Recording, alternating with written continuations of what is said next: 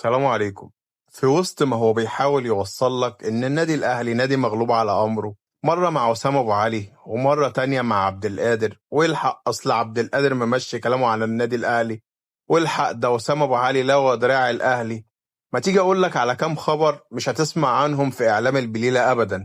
الكابتن سيف الجزيري أفضل تسعة في مصر أبو 3 أهداف في الموسم، رافض تماما التفاهم مع نادي الزمالك بعد نزول مستواه. نادي الزمالك حب يتخلص منه ويمشيه بالتراضي، واللاعب رفض وصدم النادي انه عايز كامل عقده اللي هو تقريبا 125 مليون جنيه عشان يفسخ عقده، لكن قصة التراضي دي مش موجودة. كمان اللاعب اشتكى النادي فعلا، وعشان نادي الزمالك يتفادى مشكلة إيقاف قيد جديدة أو حاجة زي كده جابوا له عقد من نادي إماراتي بمبلغ محترم. طبعا المفروض كده كل شيء تمام، بس لا، عشان سيف الجزيري يرفض العرض الإماراتي تماما ويصدم إدارة النادي الزمالك مرة تانية، الإدارة الجامدة، ويقول لها مش ماشي وحاجة من الاتنين، يا 125 مليون جنيه بقيت حق عقدي يا تقعدوني بالعقد اللي على مزاجي. بس سيبك انت، إدارة الأهلي على الله حكايتها، وعبد القادر مشى كلامه عليها، وأسامة أبو علي لوى دراعها. أما إدارة نادي الزمالك